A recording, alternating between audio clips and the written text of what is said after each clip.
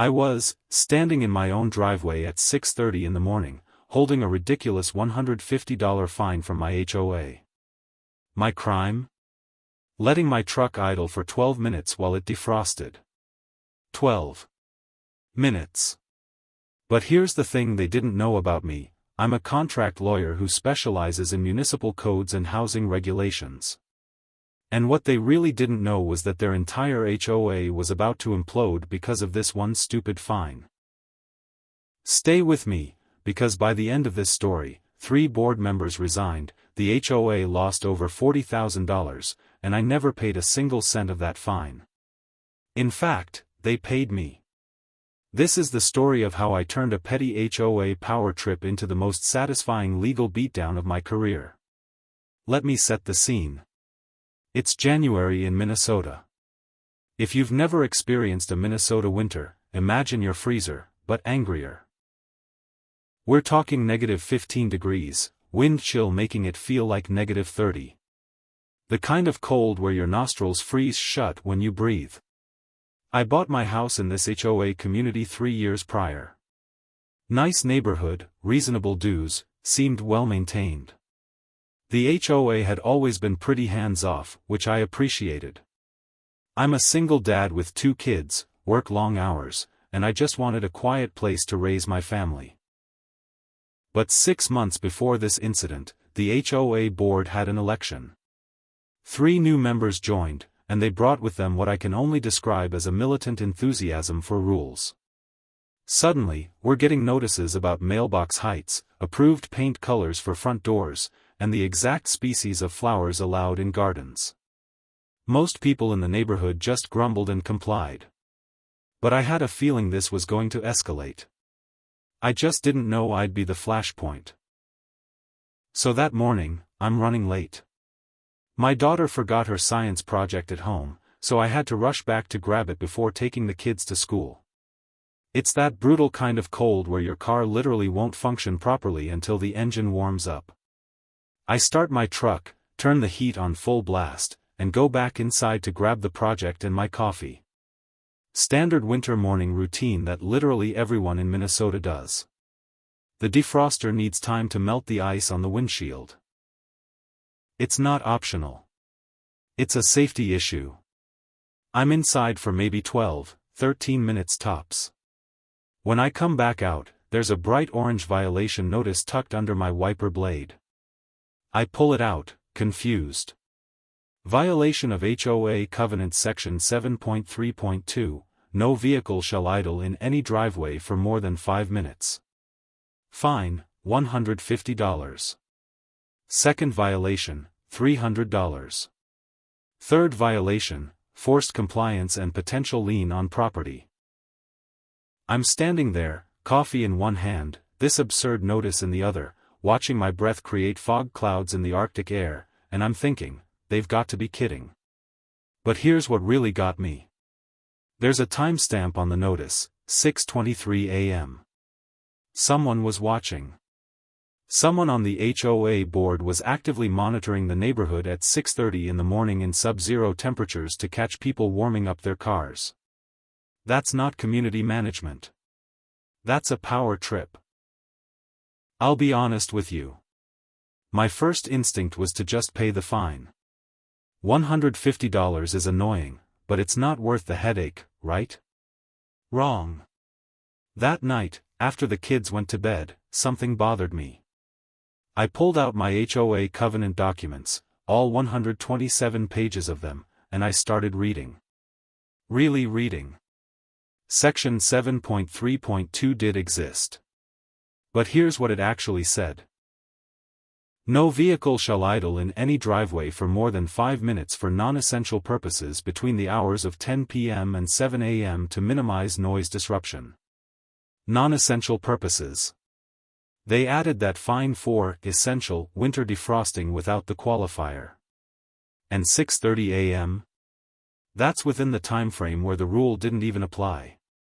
But I kept digging. And oh boy, did I find gold. The HOA board had been issuing fines left and right for the past 6 months. Pool violations, lawn height violations, decorative item violations. I pulled the community forum posts, talked to neighbors. We're talking about dozens of fines, many of them for hundreds of dollars. Here's the problem. According to Minnesota State Statute 515B.3-102, an HOA must provide written notice of any covenant violation and allow a minimum of 10 days for the homeowner to cure the violation before assessing any fine. Emergency violations excepted. Not a single fine had followed this procedure. Not one. They were just slapping penalties on people and expecting payment. And people were paying because they didn't know their rights. I drafted a letter. Not to the HOA. To every single homeowner in our 187-home community. The letter was professional, clear, and devastating.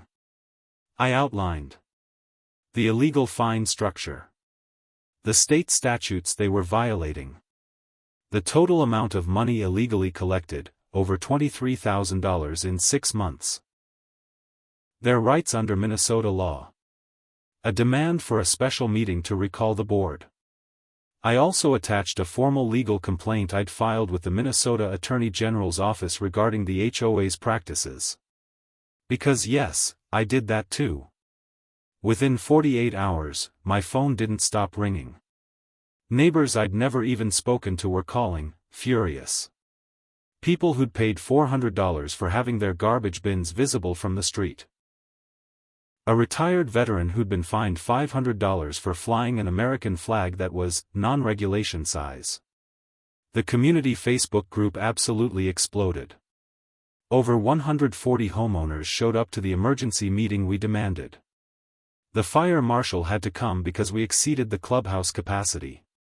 It was beautiful chaos. But here's where this story shifts from petty revenge to something that actually mattered. At that meeting, I met Carol. Carol was a 68-year-old widow living on a fixed income. She'd been fined $850 over 3 months for various violations. Her lawn was a half-inch too tall, she had a decorative garden gnome that wasn't approved, and her porch light was the wrong color temperature. $850 might not sound like much to some people, but for Carol, it meant choosing between her medications and the fines. She'd been paying them in installments, terrified that they'd put a lien on her house, the house she and her late husband had bought 40 years ago. She was crying as she told me this. And I realized this wasn't just about my $150 fine or sticking it to some power-hungry board members. This was about people being financially abused in their own community. I saw a young couple with a newborn who'd been fined for leaving their stroller on the porch. A teacher who'd been penalized for parking her second car on the street during parent-teacher conference weeks. A disabled man fined for having a ramp that wasn't aesthetically consistent with the neighborhood. These were good people being bullied. And that changed everything for me. The recall vote was unanimous. All 3 of the aggressive board members were removed immediately. But I didn't stop there.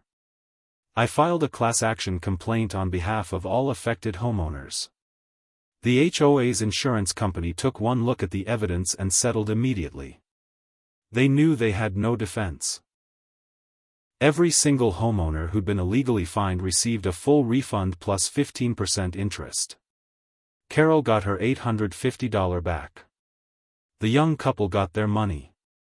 Everyone did.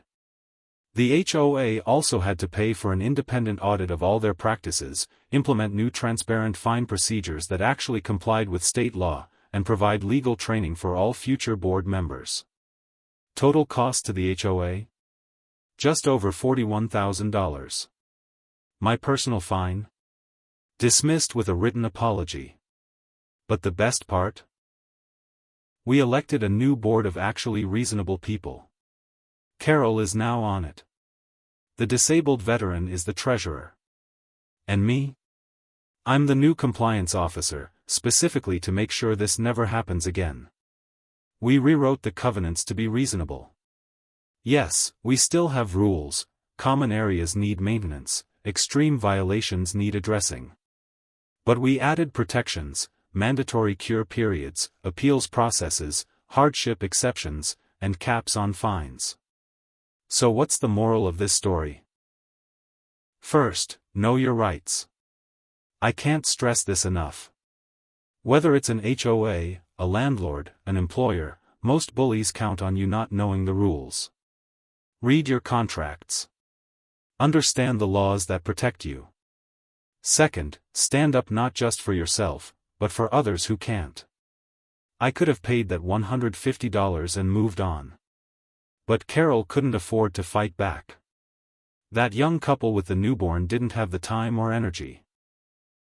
Sometimes you have the tools to make a difference, and that comes with responsibility.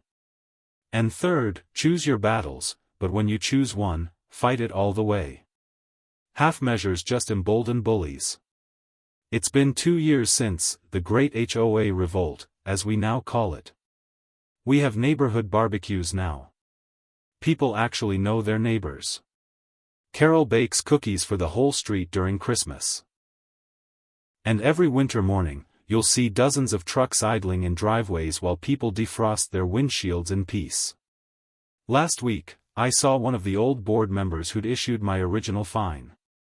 He lives 3 streets over, and I occasionally pass him while walking my dog. He looked away and crossed the street. I just smiled and kept walking. Because the best revenge isn't making someone pay. It's making a community better in spite of them.